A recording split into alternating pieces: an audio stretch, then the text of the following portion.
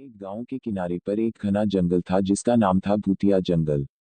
जंगल के अंदर का रास्ता इतना भयानक था कि सूरज की रोशनी भी वहां तक नहीं पहुंच पाती थी। गांव के लोग जंगल की कहानियों से डरते थे और जंगल की ओर जाने से बचते थे। कहा जाता था कि जंगल में एक बहुत पुरानी और जर्जर हवेली खड़ी थी जिसमें एक राजा की आत्मा रहती थी। राजा अपनी मौत से कुछ ही दिन पहले आशीर्वाद प्राप्त करने के लिए उस हवेली में गया था, लेकिन वह वापस नहीं लौटा और उसकी आत्मा वहीं कैद हो गई।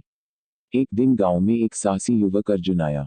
उसने गांव वालों से जंगल के बारे में सुना और उसने ठान लिया कि वह रहस्य की पड़ताल करेगा। अर्जुन ने अपने कुछ साहसी दोस्तों को इकट्ठा किया और उन सभी ने मिलकर जंगल में प्रवेश किया। भूतिया जंगल की कहानी। जंगल में प्रवेश करते ही उन्हें भयानक आवाजें सुनाई देने लगीं। पेड़ों के पत्ते सरसराने लगे और ठंडी हवा उनके कानों में फुसफुसाने लगी। अर्जुन और उसके दोस्तों ने हिम्मत जुटाई और आगे बढ़ते रहे।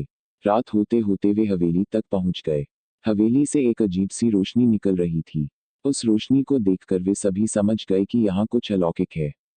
उन्होंने हवेली के अंदर कदम रखा और देखा कि हवेली के अंदर का दृश्य किसी रोशन महफिल की तरह था।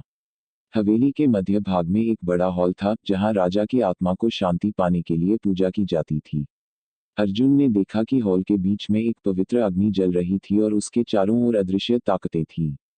अर्जुन ने समझ लिया कि अगर उसे राजा की आत्मा को शांति दिलानी है तो उन्हें पूजा में खुद को शामिल करना होगा। उसने और उसके दोस्तों ने जंगल के प्राकृतिक संसाधनों का उपयोग करके पूरी निष्ठा के साथ पूजा की। पूजा पूरी होने पर राजा की आत्मा प्रकट हुई और उसने अर्जुन और उसके दोस्तों को आशीर्वाद दिया।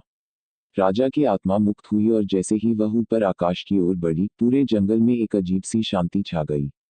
गांव वाले जब ये दृश्य देखने के लिए जंगल की ओर दौड़े तो वे हैरान रह गए। उन्होंने देखा कि जंगल का अंधेरा नर्म हो गया था और पत्तियों की सरसराहट मानो किसी सुखद संगीत में बदल गई थी। अर्जुन और उसके दोस्तों के साहस और ज्ञान के कारण जंगल अब भूतिया नहीं रहा। लोगों ने उन्हें अपना हीरो माना और भूतिया जंगल अब एक पवित्र जंगल के रूप में जाना जाने लगा। कहानी से ये सीखने को मिलता है कि साहस और सच्चाई की राह पर चलने वालों का मार्ग ईश्वर हमेशा प्रशस्त करते हैं।